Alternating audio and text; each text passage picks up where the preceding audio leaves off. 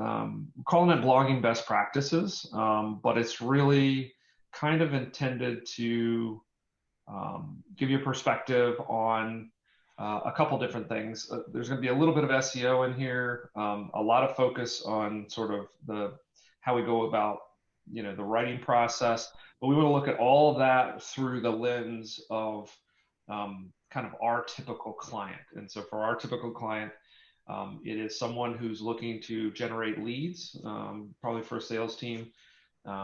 In the case of, again, most of these are mortgage lenders, law firms, and some others like, senior living, those sorts of things. So there's a lot of different ways to blog, or a lot of different reasons to blog. There's a lot of different ways to do SEO. There's a lot of different ways to even write for the web. But keep in mind, everything that we're going to do here is really kind of to show our perspective on all those little nuances and topics through there. So for some of you, you've done some of this writing with us and for us, maybe done the SEO, maybe just to manage the accounts. But if you have any questions along the way, or you wonder why we do or focus in certain ways, certainly, bring your guys' perspective into it. So here we go. The kind of the top level, we're going to talk first and foremost, why we write blog posts at all, what purposes it serve, what benefits to our clients. We're going to talk about everyone should learn just a little bit of SEO. Not necessarily all the technical stuff, but exactly, how search engines work, and how we can potentially take advantage of those search engines in a good way to serve, our clients and their customers. Going to teach you a little trick that I've been doing for years. The agency has not always been this focused on the kind of these two domain areas, mortgage and law firms. And so when you first start an agency, a lot of times you're doing, for anybody that will pay you, you're kind of doing these services. And so there's a little bit of an art and a secret to becoming an expert on most any domain and being able to write about it relatively quickly. So I'm going to show you at least my little trick for how to do that. Talk a lot about structuring our writing, web. It's, a lot of people will tell you, and you probably even know it if you watch your own behavior. Generally, the web is not something you sit down and you go to read Shakespeare or the world's greatest novel. There's a lot of scanning to it. There's a lot of sort of quick context and sort of grabbing little bits and pieces of information. So we want to actually make sure that our writing adapts to that sort of typical behavior. Ultimately, like I prefaced, we're always looking for a lead. And so we're going to talk about how to sort of temper our writing for conversion. And then, of course, there's some tricks and tips to optimizing this writing as we get it out to the web so that it functions well. So let's start with a little bit of SEO. This is something I took from Moz. So Moz is a website and a SEO tool. Pretty smart guys behind this. And so they did a nice job of sort of looking at the overall sort of hierarchy of how SEO works. And I put this little purple box around here to really show where we actually spend most of our time, and when we're blogging or when we're writing, this is where we should be spending all of our time. There's some stuff that our SEO folks do ahead of potentially shaping or creating a blog post or writing assignment. So this is kind of the pre-work, and we'll talk a little bit about this. And this is a little bit of the publishing and post work.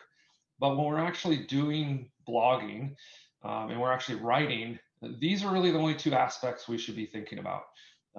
We're looking to essentially deliver a great user experience. So making it easy for people to read, making it easy for them to find what they were looking for, make it easy for them to even understand that they're in the right place when they arrive at the page.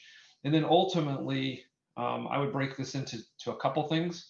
Ideally, it's share worthy. So they got enough, goodness out of it that they would actually share it with somebody else that maybe had the same question, or, somebody's looking for a house, or, how to buy a house.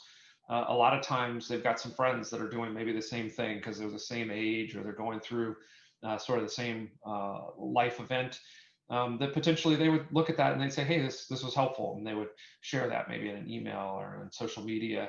Second component of this is that it's good enough that they would actually reach out to our client because they now perceive them as the expert.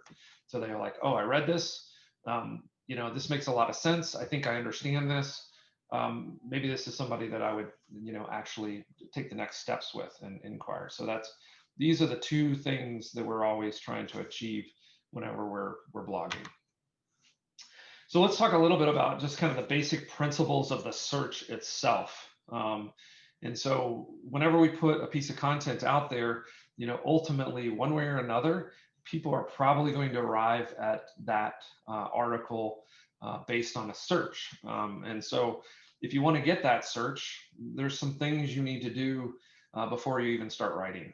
And there's some things you need to understand about this process to make sure or kind of give your writing the best probability of sort of seeing the light of day. Nobody likes to write an article and then no one ever visits, right? But there are some things that we can do, around our writing or preparing for our writing that will actually highly increase the probability of that actually showing up in a search and someone picking that of all the options they have on that first page, 10 or so options, that they would actually pick your article over somebody else's. So really, I break this down into kind of two areas when I'm trying to explain, what a Google search is and why it's important. So there are some things around topics, and then there are some things around just the human being themselves and who's doing this, right? So on the topic research side, the most fundamental thing to understand, and we've all done searches, but sometimes we don't really think deeply about what we're doing.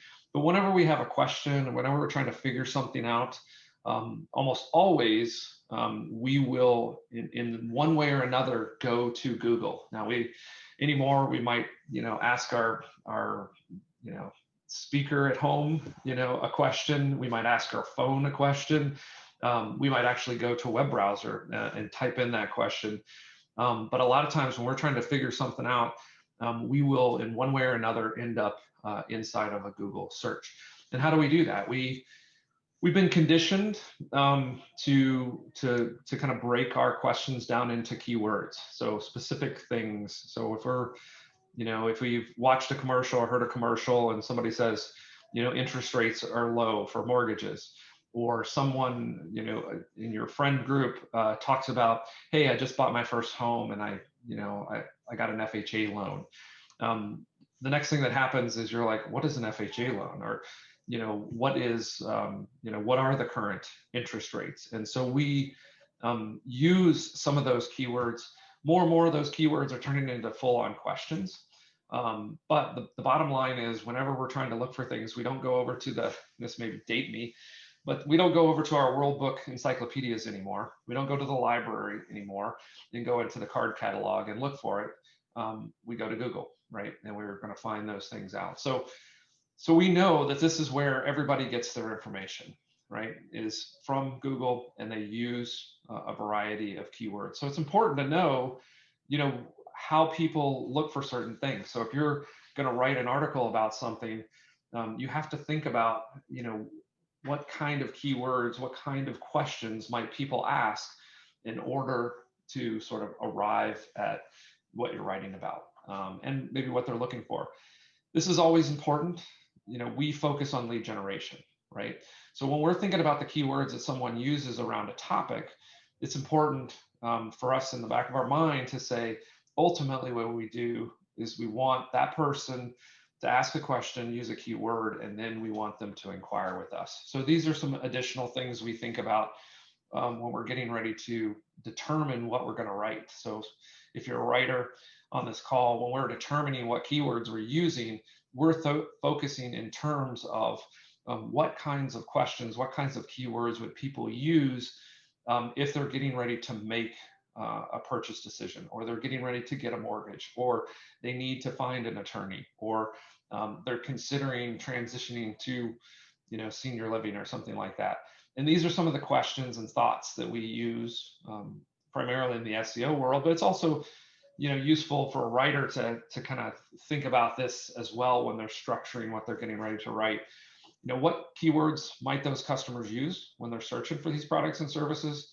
What are the keywords they're using to research? So a lot of times before we purchase something like a mortgage, before we get an attorney, we've got some other questions. We got some other questions about, whether or not, my particular accident even has some sort of legal recourse.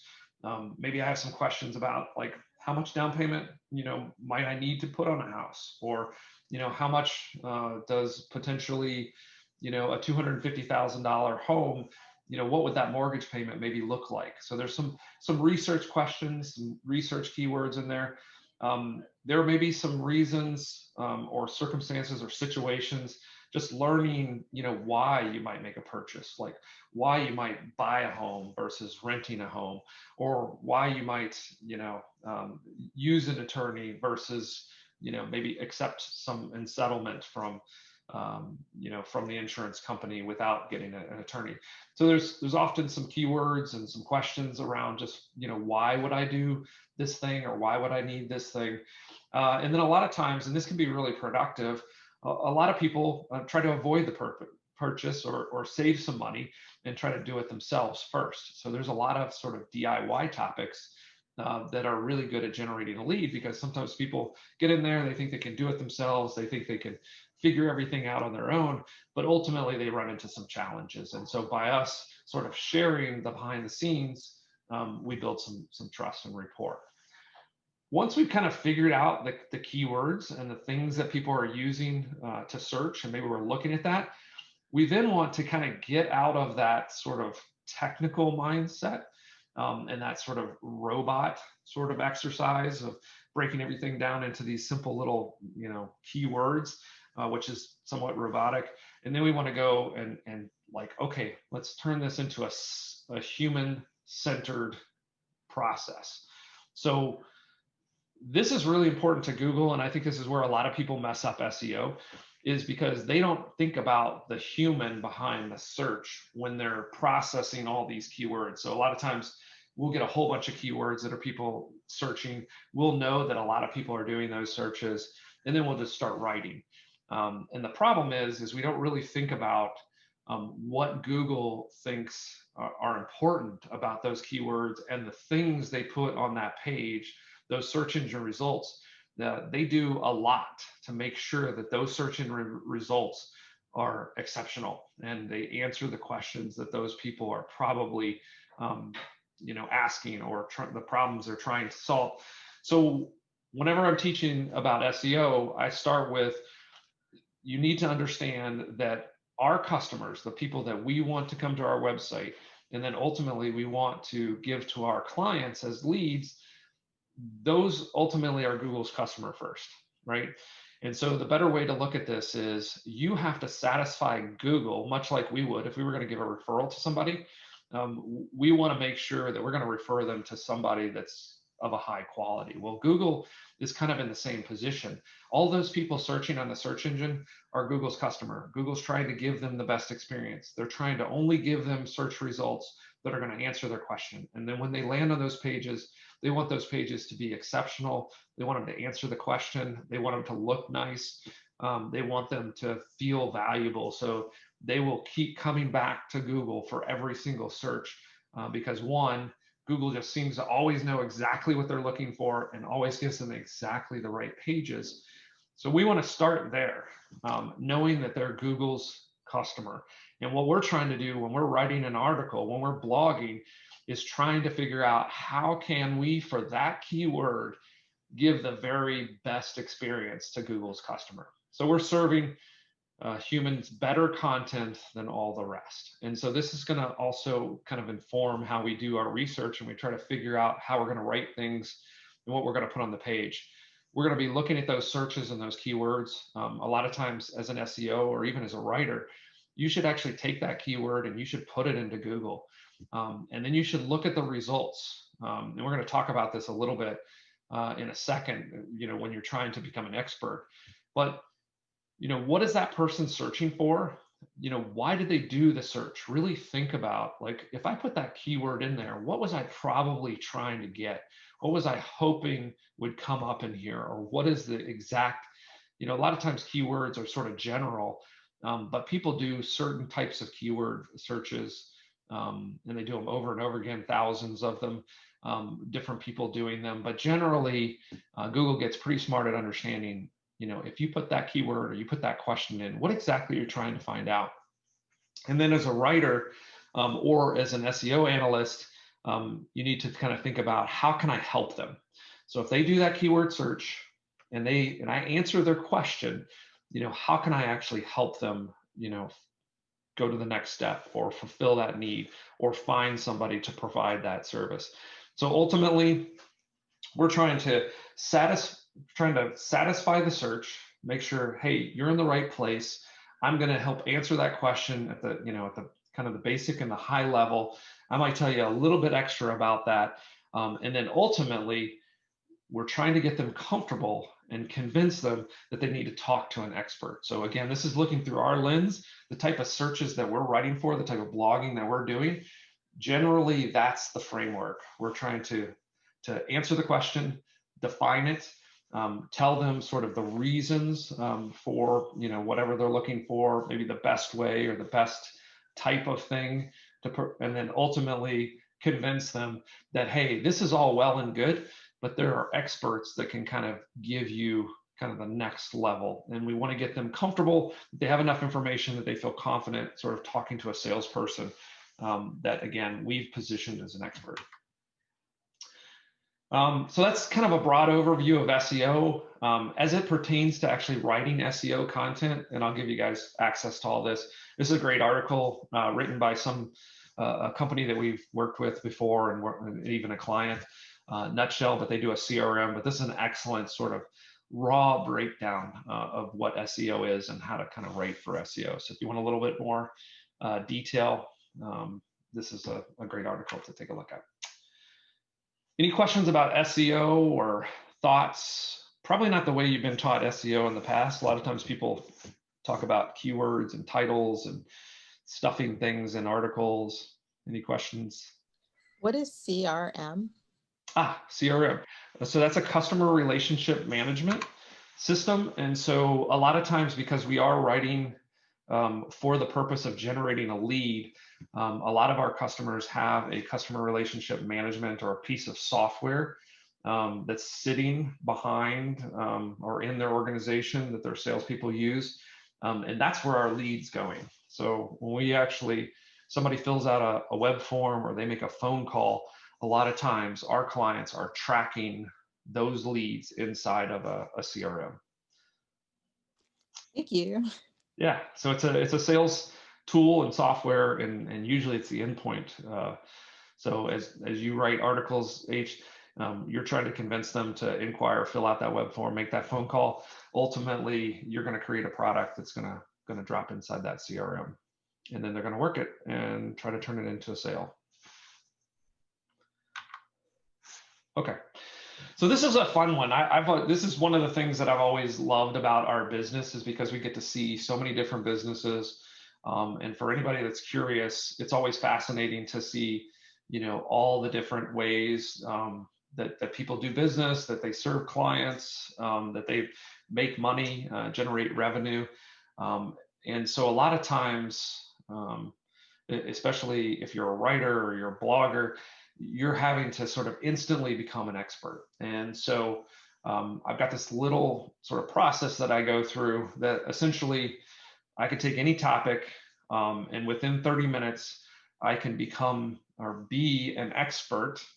And we're going to talk about what that means, right? I don't have to be able to go out there and, if I want to be an expert on how to, swap out an alternator in a car, I can be an expert. I can write an article. I can create a piece of content, or prep it, if you will, become that expert in 30 minutes. And then I can write an article, or I can create some content, even multimedia content, in an hour or so, that would be able to allow somebody to go change an alternator in a car, right? And I don't have to do it. I don't have to be a mechanic, but with this technique, you can write, just as good of a how-to as anybody else on the web. So does anybody believe that? No? Okay, here's how you do it. All right, first and foremost, use Google. So a lot of times when I've kind of presented this before, people are like, oh, that's superficial. You're just, you're just using Google. You're not really becoming an expert. But in my mind, the way that we're producing content and the way that we're serving people, actually Google is in the best position to make you an expert, because Google has, in essence, they spend 24/7 of their time trying to figure out and organize, information, all of this content out there. And they're using a variety of artificial intelligence, machine learning to figure out what of all the information that they have in this enormous database. So their mission is to organize the world's information and make it accessible and useful, right? So essentially, they're telling you right off the bat, they have everything that's ever been produced around swapping out that alternator, in your vehicle. All that content is out there. There's all kinds of people who have submitted that, who have done videos, who have written content. So all the information's out there.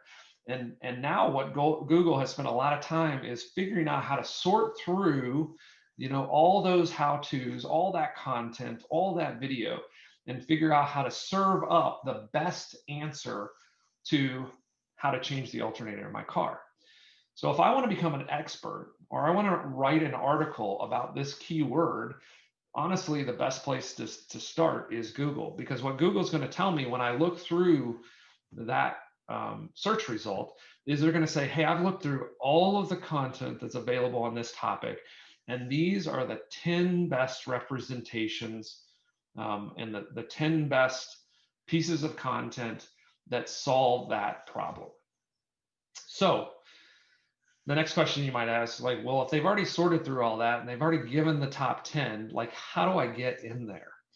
And so how we get in there is we take the second part of that mission statement, and this is where we can potentially be competitive. This is where potentially we can get ahead of all the content that they have today. So in order to become the expert, I've just got to read through all that content, right? Because then I'll have sort of the sum body of knowledge. And then I need to go back through and create a piece of content that is more accessible and more useful than everything on that page, right? And that's a little bit of a process, right? We don't always kind of shoot straight to the top. Google won't even let us there. They do a lot of sort of incremental sort of testing to figure out, how this page is performing, how people like it.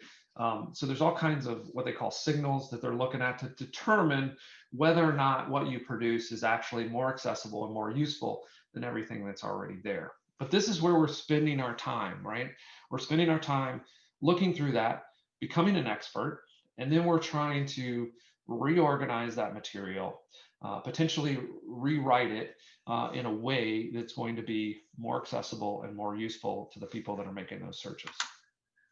So to become an expert, what do?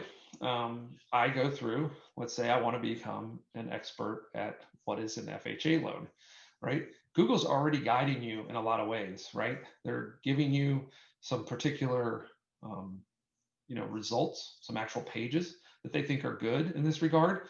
But then they're starting to break things down even better now. They're telling you, after somebody does this search, when it says people also ask, these are the other questions that they're asking.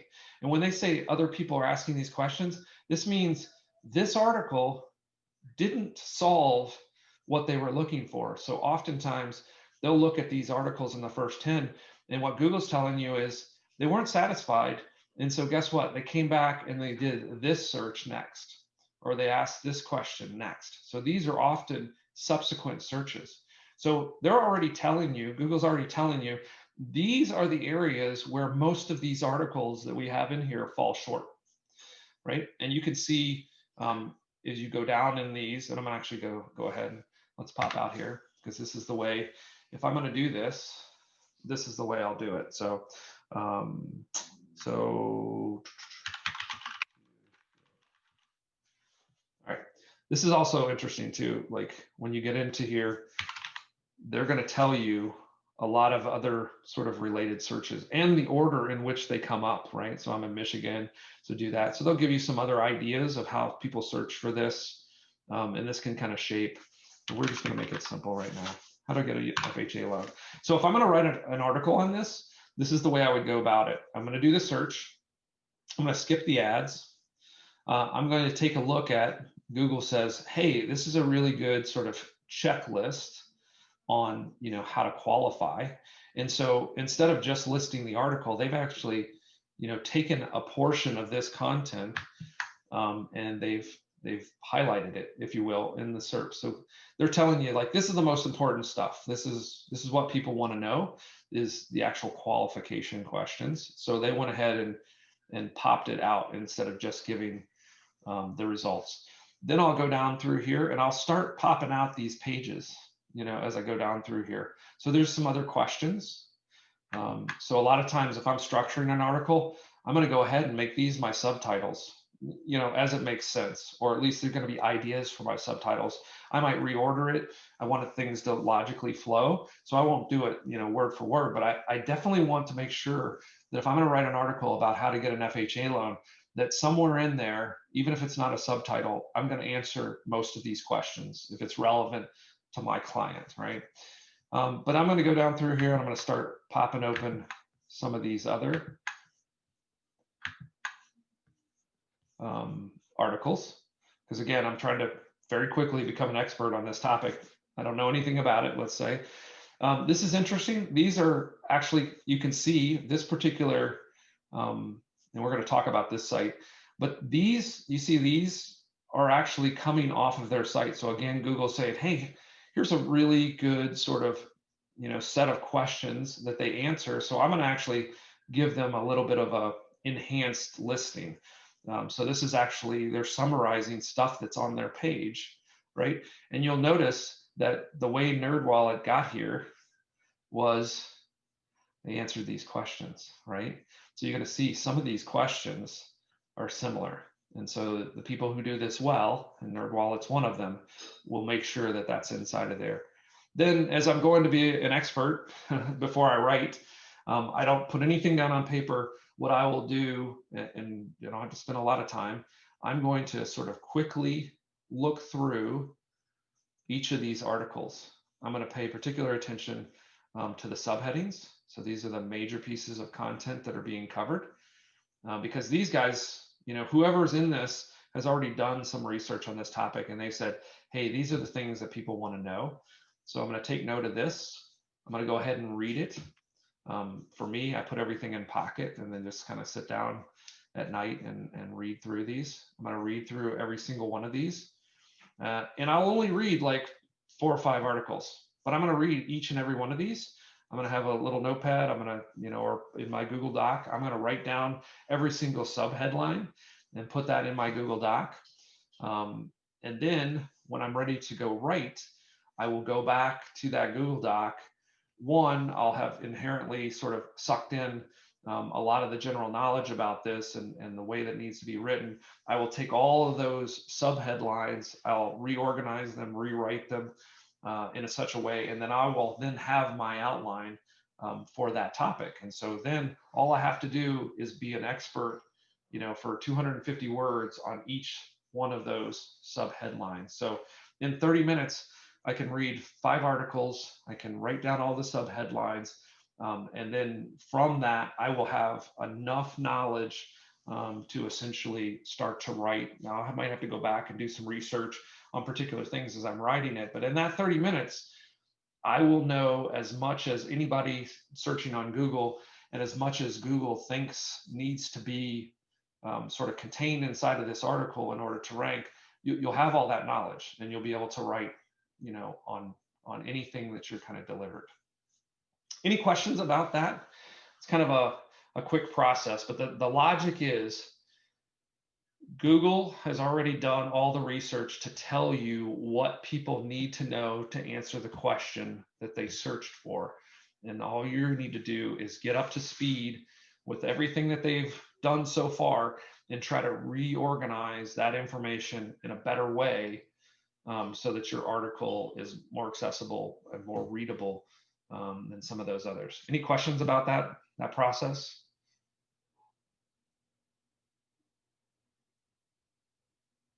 No debates? I have one thought, I guess, maybe just tying that a little bit, like, and I think the writers we have now all kind of have come into it that way, where they were making their own outlines, but now that we're having, um, we're giving them more of the subheads and things, maybe kind of, I think just tying that together, like that's some of the process that goes into the SEO research that gets Yep. us to those writer guides, and that gives you the context for like when you're writing, where did those subheads come from? Like that's kind of all the. That's the problem. Yeah. Yeah, that's a good point. That's the process. We're actually trying to accelerate that a little bit, but I wouldn't short circuit the process too. So hopefully Chad or myself or one of our SEO managers has given you those sub headlines, because we say, hey, we've got to cover this material in order to kind of get this thing a good shot at being here.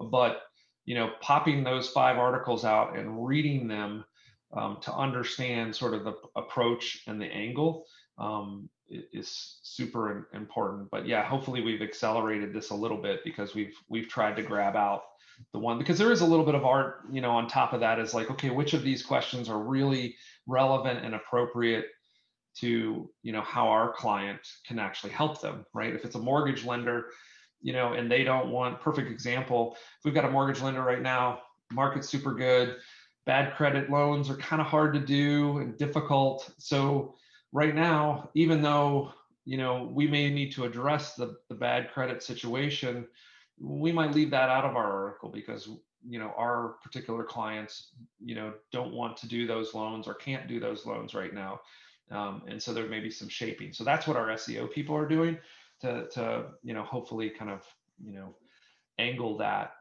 in a good way. But you taking the time to kind of read those top 5 or 6 articles, is really gonna quicken the pace of your writing too, because you'll have some background knowledge. So that's a good point there. Another thing too is, as you go through some of these, you will find that some of these are written for different purposes, right? So if you look through these, based on that query, how to get an FHA loan, right? You can even take a look at the sites themselves, and sometimes that'll give you a little bit better understanding of how you would write the article versus maybe what's in here today, right? So money under 30, hey, you're talking to some millennials, and FHA loan, you're going to find out if you read these, is kind of a first-time home buyer loan. So this is a particular, other than the annoying pop-ups, this is a particular article that you'd probably pay some attention to, because they're probably writing to the right audience, right? As we go down through here, FHA handbook, again, this may be a little more technical, but probably, again, something that's kind of written from the perspective, that we would want to write for one of our clients. If you go into here, government. So this is probably, not written in the best way for a borrower to understand, what they need to know. But, for FHA, once you read, you're going to find out HUD is the one who sort of is behind the FHA loan. So this would be a great place to link off to for sort of authoritative information about an FHA loan, but you may not write it like this, right? So some of these have different purposes. You can get some different techniques, but really looking, so again, this is a little more informational. When you get down into somebody like this, Quicken Loans, they're actually probably a lot like our clients, right? They're, our clients are lenders. And so this is the way a lender who's really good at this, really good at SEO, has gotten into the first, they've done some research. So looking at the structure of this could be really good guidance, right? So they're saying, hey, kind of the formula I was telling you about, this is, sort of what it takes. What are some of the qualifications? Rates are important. Sometimes we can do this with clients, sometimes we can't. Certainly the benefits, why I would get this particular type of loan, Oh, in FHA, there are some property things. So am I buying the right kind of house to get this kind of loan? So anyway, there's some really interesting sort of angles and approaches you can get from looking at some of these. All right. So we've kind of popped into a lot of this structure and readability. You're going to notice this when you're doing your research and your review, or we're trying to figure out how to rank for these topics. As you're scanning through all these articles, you're not probably reading them in great depth. You're going to find that you're actually scanning them. And guess what? The consumer does the same thing. So when they're looking at an article, they're going to be, most engaged with something that's structured in a way that's intuitive, it's easy to read, allows them to scan it and very quickly figure out, okay, is this the right kind of article? Should I invest the time to read it? Is this going to help me, figure out what I'm trying to figure out? That's all going to happen in their first scan before they even read the article. So structure and readability, a lot of this has, brings in design as well, which you don't have as much control if you're a writer. But if we're actually blogging, this is where sort of we are always talking about the multidisciplinary approach. All these things go into whether or not web visitors are going to hit this page, stay, and get what they need out of it, which is ultimately going to feed into whether or not we rank. So if people get on the page, they spend time on the page, they actually go to subsequent pages on the website. All of those are when I say signals, those are the signals that Google is paying attention to. They're tracking all of that. And that's what's going to get our page to kind of move up. So here, at least from a writing standpoint, this is some of the things that we're always thinking about. So again, for scannability and readability, I'm going to show you an example of this, and why one might work over another. These are some kind of key things that you should always keep in the back of your mind. Clear keyword-specific titles and subtitles. We've already done the research. We know that these are the keywords that they're using. But one of the first thing that a person's going to do when they hit that page, if they search for FHA loan, they're going to look at that page and they're going to say, do I see FHA loan on this page? Is it in the title? Is it in the subheadlines? So at a quick glance, if they search for FHA loan and they see mortgage loan or conventional loan, but they don't see FHA loan, they're going to sort of assume that maybe they're in the wrong place, right? And they're going to leave. So it's important to get those keywords in those titles and in those spots that are kind of highlighted, so that as soon as they look at that page without sort of intentionally reading it, it's very obvious that this is a page about FHA loans. Lots of subtitles. Again, we're kind of a society that's easily distracted. So when somebody sees the page, and a lot of times, and again, start paying attention to your own behavior, but a lot of times you're reading it on the mobile phone, even if you're reading on your desktop, probably what you're going to do first is kind of to scan the whole thing.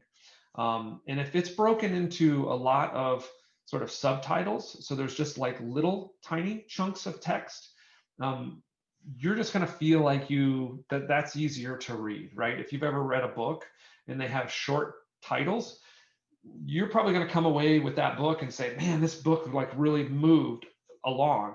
And it's not necessarily maybe that, probably the writing is, good as well. But if you chop it into smaller sort of chapters, if you will, you're reaching the end of the chapter quicker and you feel like you're accomplishing something. And it feels like you're moving through that book quicker. And so that's a little bit of a trick. We want to do the same thing with our articles. So oftentimes when we talk about a 1,000-word article, we're chopping it up into 3 or 4 subheadlines because we only want about 250 or so words in between there, so that when they're looking at that, again, at first glance, it feels like, man, this is going to be really easy to read.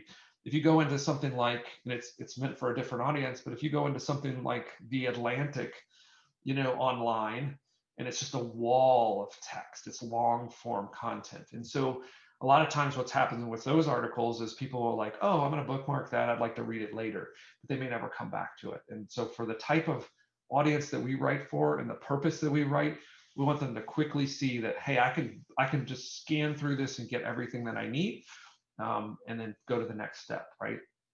So lots of subtitles. We're going to use sharp, choppy sentences. So we're going to keep those super tight. We're going to leave out a lot of adjectives. We're not going to get, overly descriptive. Read Hemingway, right? That's the kind of sentences that we want. These sharp, choppy sentences, because those are easy to scan, those are easy to read. It's a much simpler form of writing. We're playing for 7th grade or lower. We're going to do short paragraphs. So we might have 1-sentence paragraphs or 2-sentence paragraphs. I would never have more than 3 sentences in a paragraph because you're just going to get too long, right? So we're going to want to have short little paragraphs. We're probably going to violate some classic writing rules of paragraphs. If we make just the slightest little bit of transition to a slightly different angle in the topic, I'm probably going to make a new paragraph out of that. I don't have to have a complete sort of traditional paragraph. I don't need to intro it. I don't need to give the detail. I don't need to sort of outro it or conclude it in order to wrap up that paragraph. I just want to say, here's a concept. I'm going to give you a couple things about it, and then I'm going to move to the next concept. So short paragraphs, bulleted list. I'm going to anywhere that starts to look like a wall of text. If I go back and sort of squint my eyes and it looks like a wall of text, I may break it out into bulleted list. Or if I'm going to write something that's going to be a series of things, instead of writing that sentences and using commas, there's a good chance that I'm gonna break that up and turn it into a bulleted list instead of a sentence. Charts and tables, maybe we'll turn it into a graphic or something like that. Even using the concept of tables, call outs. So oftentimes we're designing places where we can call out a piece of text or use a block quote or something like that. All of that starts to break up what's on that page. So here's a perfect example. I'm actually going to go to this live, but you can look at this in the slide itself. But let's take.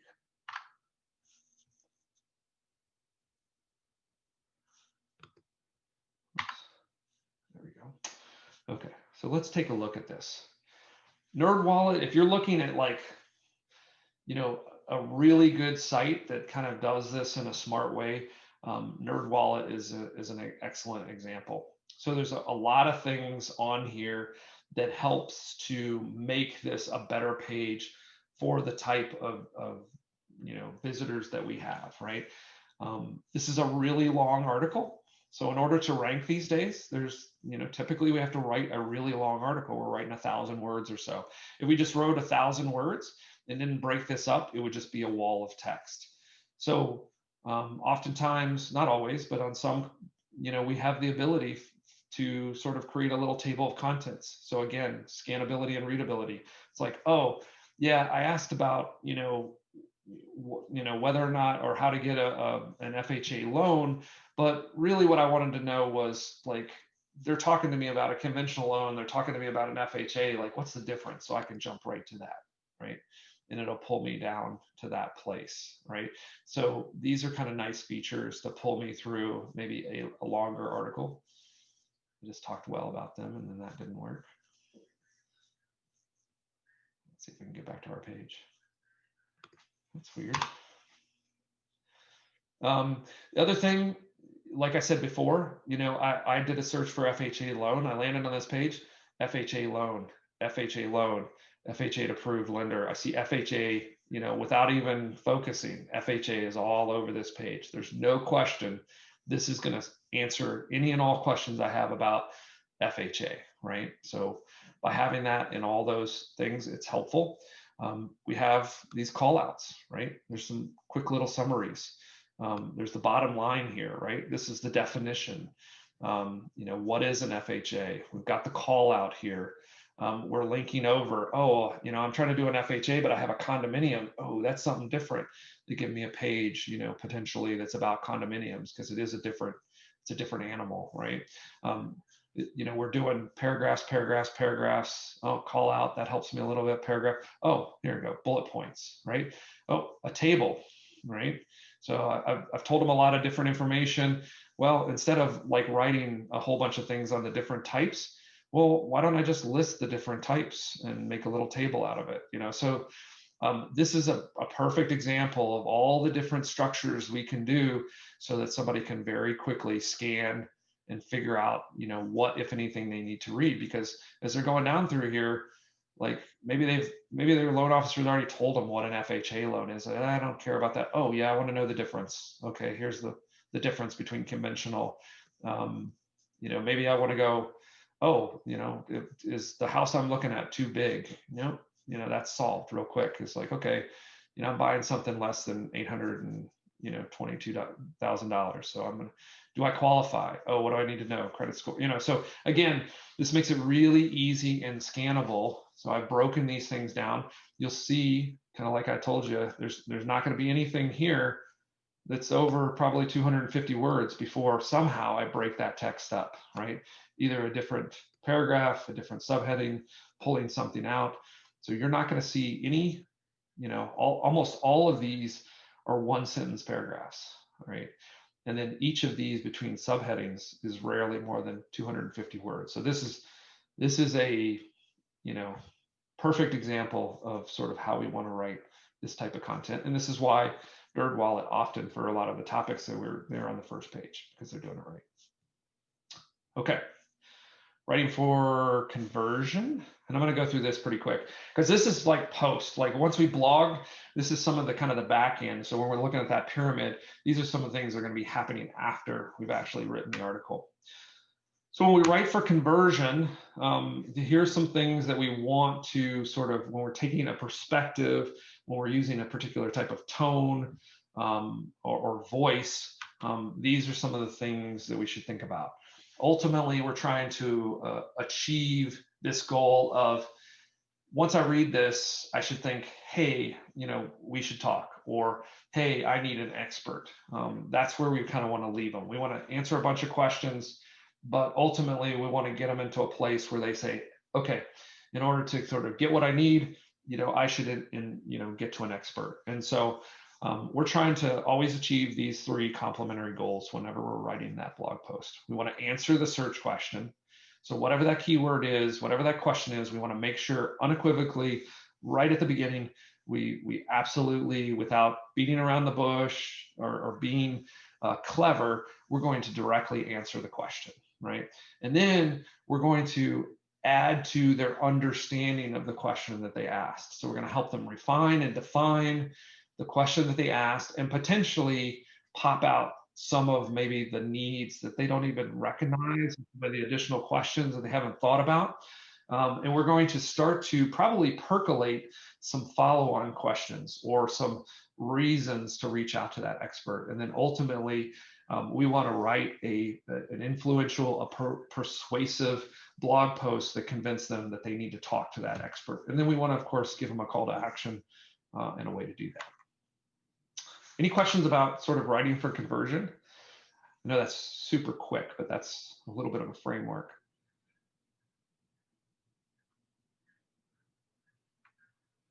All right.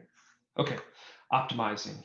So again, a lot of, if you're a writer, you probably won't touch this very much, but I think it's important to understand how things are published. And if we're publishing, we want to follow some of these things.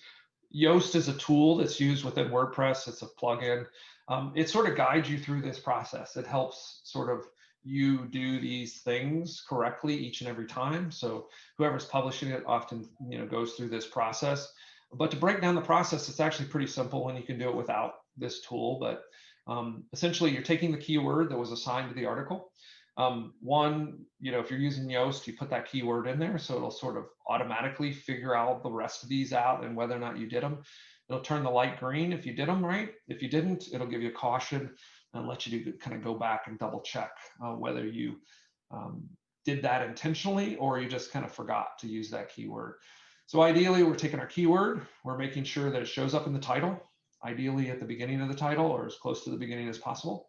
We want to make sure it's in our meta description.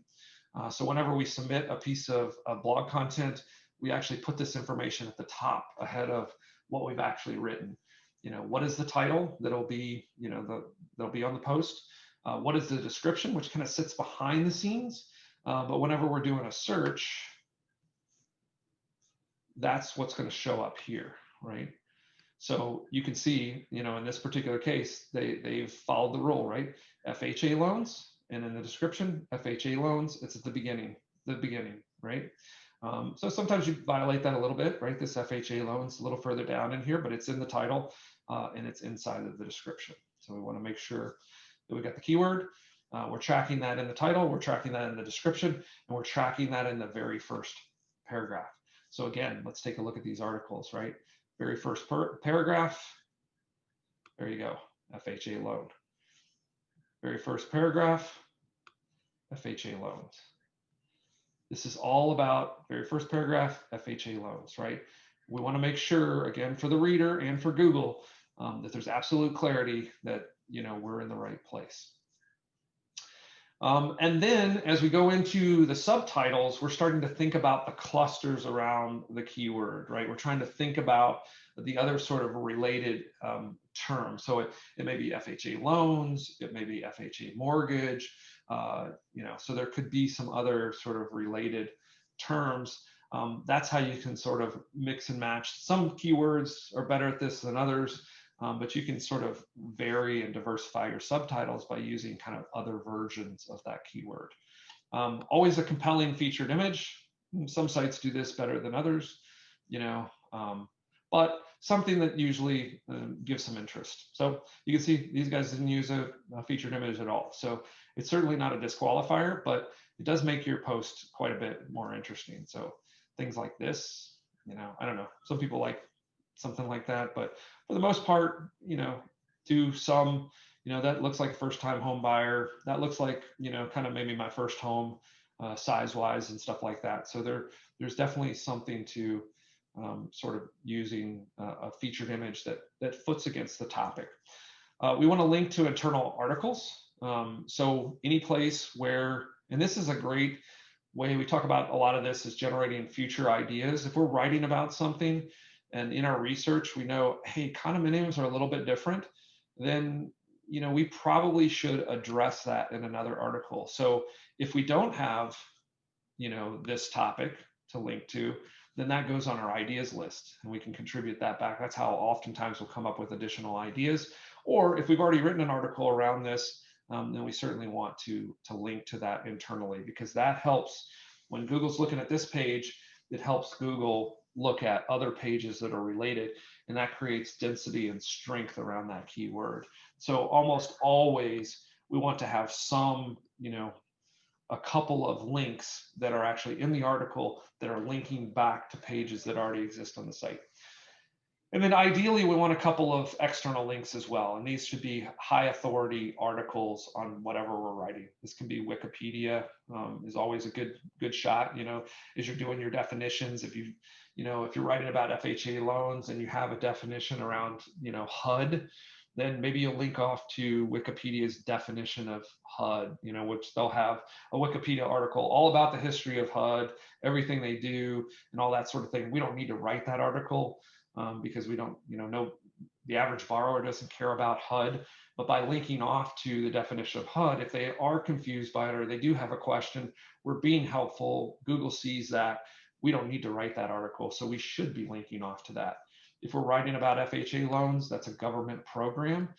So we should go off and we should find, you know, the representative government article about those loans and go ahead and link to that. So if we're saying, hey, HUD runs this program that, you know, provides FHA loans, then we can link off to this page. So those are a couple of examples of how we can do some external links, and Google likes that because it says, hey, you're backing up. It's kind of like citing your work on a term paper, right? You're citing the work and the research that you've done. All right, questions? It's a lot to absorb maybe, but anything surprise you? Anything different from what you've done before? No, one thought I had on the linking. I think I noticed this once when I was actually posting an article because Yoast like called me out for it. Like in an article I wrote, I had linked a keyword to like an outside article, and it was like, don't do that. You're like, that's not good for SEO.